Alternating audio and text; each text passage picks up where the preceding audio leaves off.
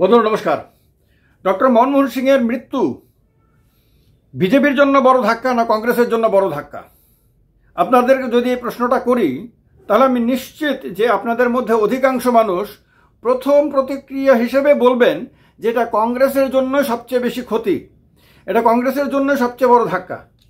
কিন্তু না, রাজনৈতিক দৃষ্টিতে আমি বলবো যে এটা কংগ্রেসের জন্য যতটা ধাক্কা তার চেয়ে অনেক বেশি বড় ধাক্কা এটা বিজেপির জন্য। বিজেপির যে দুঃসময় চলছে, খারাপ সময় চলছে, তারই আরও একটা প্রমাণ ডক্টর মনমোহন সিংয়ের এই মৃত্যু। হঠাৎ করে বলবেন যে এই মৃত্যুর সঙ্গে বিজেপির দুঃসময়, বিজেপির খারাপ সময় এগুলোর কীরকম সম্পর্ক? এটা তো একটা মৃত্যু, তো মানুষের স্বাভাবিকভাবে জন্ম হয়েছে, তো মৃত্যু হবে একদিন না একদিন। তিনি প্রধানমন্ত্রী হন না কেন, কিন্তু তিনি তো মানুষ, ফলে প্রত্যেক মানুষই মরণশীল। তো ডক্টর মনমোহন সিংকে একদিন না একদিন তো পৃথিবী ছেড়ে চলে যেতে হতোই। তাহলে এর সঙ্গে বিজেপির খারাপ সময়ের কি সম্পর্ক? কংগ্রেসের তো খারাপ সময়ের সম্পর্ক রয়েছে। কংগ্রেসের বড় নেতা, তিনি কংগ্রেস দলের হয়েই তো তিনি প্রধানমন্ত্রী হয়েছিলেন। তো সুতরাং কংগ্রেসের ক্ষতি হয়েছে। কংগ্রেসের বর্তমান যারা নেতা রয়েছে তারা ওনার কাছে গিয়ে আর পরামর্শ করতে পারবেন না, ফলে তাদের তো ক্ষতি হয়েছে। বিজেপির কিভাবে ক্ষতি হয়েছে? ডেফিনেটলি এই প্রশ্ন ওঠা খুব স্বাভাবিক, আর এই প্রশ্নের উত্তর দেওয়ার জন্যই এই ভিডিওটা খুব ইম্পর্ট্যান্ট। এই কারণে না টেনে সবটা শুনতে হবে। শুনলে আপনাদের চিন্তা চেতনায় একটা নতুন দরজা খুলে যাবে। কিরকম? আপনারা একবার খেয়াল করে দেখুন, যদি দুর্ভাগ্যজনকভাবে ডক্টর সিংয়ের মতন ব্যক্তি আজকে থেকে 5 বছর 6 বছর আগে যদি পৃথিবীকে টাটা বাই বাই করতেন, পৃথিবী ছেড়ে যদি চলে যেতেন, অর্থাৎ যদি মারা যেতেন, তাহলে 5, 6, 7 বছর আগে দেশের রাজনীতিতে, জাতীয় রাজনীতিতে একটাবার সেই ছবিগুলি চোখের সামনে ভাসিয়ে তুলুন তো। তখন নরেন্দ্র মোদীর মধ্য গগনে সূর্য, তখন বিজেপি শুধু পৃথিবীতে সবচেয়ে বড় দল না, শুধু মহাশক্তিশালী দল। তখন নরেন্দ্র মোদী রাত কো 8 বাজে বললেই আপনার সারা ভারতবর্ষ স্তব্ধ হয়ে তার কথা শুনত। তখন যখনই তিনি ভাইও আর বেহনও বলতেন, তখনই সবাই নিস্তব্ধ হয়ে গিয়ে এরপরে কি বলেন, এরপরে কি বলেন শুনতেন। তখন নরেন্দ্র মোদীর প্রত্যেকটা স্টেপ, পদক্ষেপ নির্বিবাদে সবাই গ্রহণ করে ফেলতেন। তিনি 500,000 টাকা বাতিল করেছেন, সবাই জয় জয়কার করেছেন। তিনি কালো টাকা ফিরিয়ে আনবেন বলেছেন, সবাই জয় জয় করেছেন। তিনি এসআইটি গঠন করেছেন, সবাই জয় জয়কার করেছেন। তিনি যখন যেটা বলেছেন, যেটা করেছেন, সেটাতেই শুধু তার জয় জয়কার হয়েছে।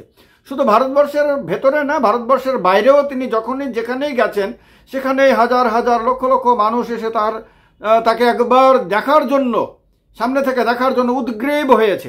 তখন যদি ডক্টর সিংয়ের মৃত্যু হতো, যদিও এটা কাম্য ছিল না, কোনোভাবেই কাম্য না, তবু যদি হয়ে যেত, আমি বললাম যদি দিয়ে বলছি এই কারণে, তাহলে একটাবার ভাবেন ডক্টর সিংয়ের যে শ্রেষ্ঠ কর্মকাণ্ডগুলো, সেইগুলো কি আজকে যেরকমভাবে সমস্ত মিডিয়ায় আলোচনা হচ্ছে, যেরকমভাবে ওনার জীবনের শ্রেষ্ঠ দিকগুলো এবং ভারতবর্ষের জন্য তিনি যে স্বাধীনতার পরে সবচেয়ে বড়, সবচেয়ে কঠিন কাজটা করেছেন, তার জন্যই যে আজকে ভারতবর্ষে বিরাট প্রসপারিটি, দিকে দিকে যে ব্যাপক ডেভেলপমেন্ট, আজকে যে বিভিন্ন রাজনৈতিক দলের অ্যাকাউন্টে হাজার হাজার কোটি টাকাও যে আসে, সেই টাকা দেওয়ার মতন যে বড় বড় কর্পোরেট সংস্থা তৈরি হয়েছে, হাজার হাজার কোম্পানি তৈরি হয়েছে, হাজার হাজার ধরনের ব্যবসা তৈরি হয়েছে। ব্যবসাগুলো সারা ভারতবর্ষ না, শুধু সারা পৃথিবীতে ছড়িয়ে পড়েছে। উদারীকরণের কারণে ভারতবর্ষে টাকার এক ধরনের বন্যা বইয়ে গেছে। সেই সমস্ত কিছু কি হতো? সেই সমস্ত কিছু কি আলোচনা হতো? সেই মনমোহন সিং যে ভারতবর্ষে কত বড় কঠিন কঠিন কাজগুলো করেছেন, তিনি রাইট টু ইনফরমেশন অ্যাক্ট এনে দিয়ে ভারতবর্ষের জনগণকে ক্ষমতাহীন থেকে, সাধারণত তো রাজনীতিতে আমাদের দেশের জনগণ নিজেকে ক্ষমতাহীনই ভাবে, আর নেতাদেরকে ভগবানের কাছাকাছি কিছু কেউ ভাবে। সেই নাগরিকরা যে তারাও যে ক্ষমতাসীন, তারাও যে নিজেদের একটা চিঠির মাধ্যমে একটা সরকারকে নাড়িয়ে দিতে পারে, একটা চিঠি লিখে মাত্র, সেইটা ডক্টর মনমোহন সিংয়ের কারণে হয়েছে। আরটিআই সেটাকে আলোচনা উঠে আসতো।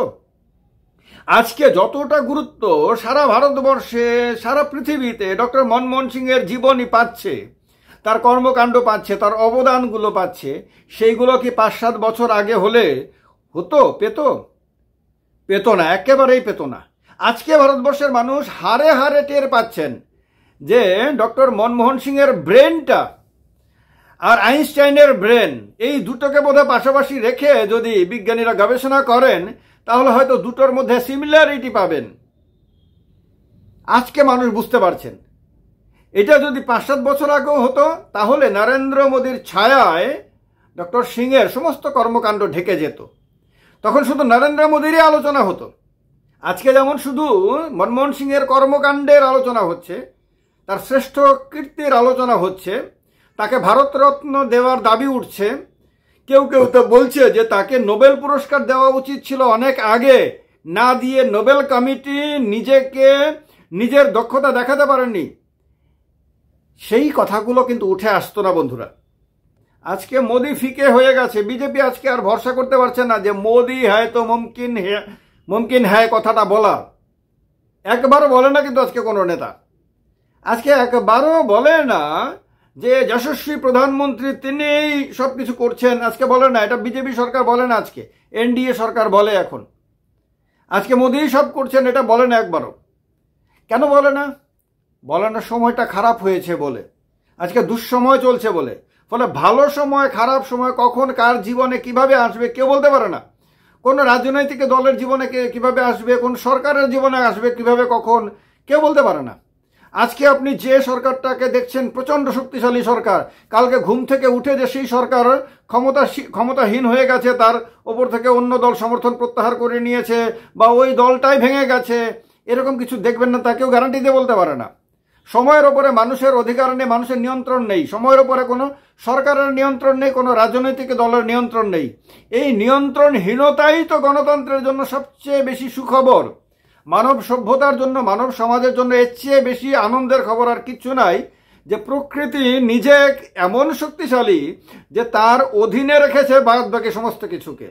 বিজেপির জন্য দুঃসময়ে যে একের পর এক আপনারা দেখছেন পার্লামেন্টের মধ্যে একের পর এক বিল এনে সেগুলোকে হয় জেপিসিতে পাঠাচ্ছে, না হলে ফিরিয়ে নিচ্ছে, ভোটাভুটিতে যাওয়ার সাহস পাচ্ছে না।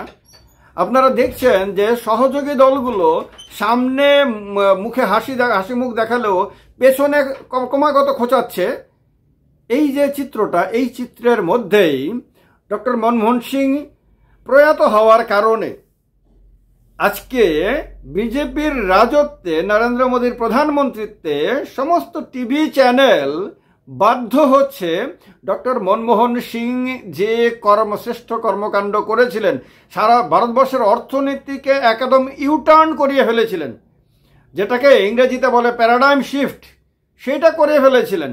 সারা পৃথিবীকে চমকে দিয়েছিলেন। আমেরিকা থেকে শুরু করে সারা পৃথিবীর সবচেয়ে বড় বড় অর্থনীতিবিদরাও আজকে পর্যন্ত গবেষণা করতে বাধ্য হচ্ছেন যে ডক্টর সিংয়ের মাথার মধ্যে কি বুদ্ধি, কোত্থেকে কিভাবে এলো যে এত বড় একটা কর্মযোগ্য তিনি ভারতবর্ষে করেছিলেন, যার কারণে ভারতবর্ষ অনেক পেছনে থাকা একটা অর্থনৈতিকভাবে দুর্বল রাষ্ট্র, এই অবস্থা থেকে আজকে ভারতবর্ষ পৃথিবীর সবচেয়ে শক্তিশালী অর্থনীতিগুলোর মধ্যে একটি হয়ে গেছে। এখন তো বলা হচ্ছে যে আগামী কয়েক বছরের মধ্যে হয়তো 3 নম্বরে চলে আসবে। এর ক্রেডিট যদি কেউ নিতে পারে তাহলে কংগ্রেস দল অবশ্যই নিতে পারে, কারণ কংগ্রেস দলেরই সরকার ছিল এবং প্রধানমন্ত্রী ছিলেন পিভি নরসিংহ রাও, আর অর্থমন্ত্রী ছিলেন ডক্টর মনমোহন সিং।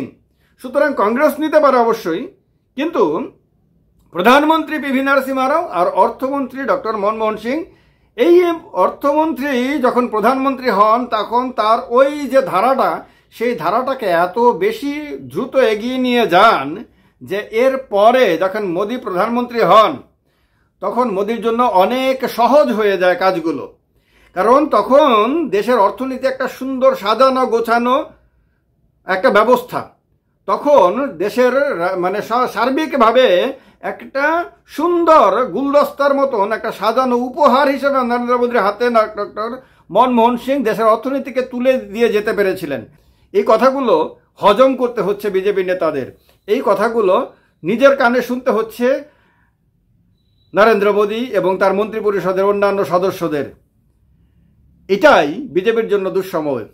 আর এইটাই বোঝাচ্ছে, দেশের মানুষকে নতুন করে ভাবতে বাধ্য করছে যে আজকে বাজারে গেলে পরে যেরকম দামের মধ্যে আগুন জ্বলছে, এই আগুনে মানুষের যে অর্থনীতি, জন অর্থনীতি, সেটা জ্বলে পুরো ছাই হয়ে যাচ্ছে বলে প্রতিদিন প্রতিনিয়ত মানুষ অভিযোগ করছেন।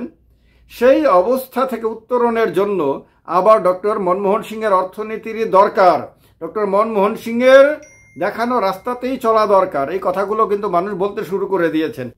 কিন্তু কংগ্রেস হারিয়েছেন মনমোহন সিংকে এই কারণে, এটা কংগ্রেসের জন্য দুঃসংবাদ যে কংগ্রেস নেতারা গিয়ে ওনার কাছে বুদ্ধি পরামর্শ করতে পারবেন না। কিছু শিখতে হলে শেখার সুযোগটা শেষ হয়ে গেল, এটাই কংগ্রেসের জন্য দুঃসংবাদ। আর বিজেপির আগামী দিনে আরও বেশি অশনি সংকেত রাজনৈতিকভাবে বিজেপির জন্য অপেক্ষা করছে। আপনাদেরও মনে হয় এ ব্যাপারে অনেক কিছু হয়তো আপনারা ভেবেছেন, অনেক কিছু হয়তো আপনারাও চিন্তা করছিলেন।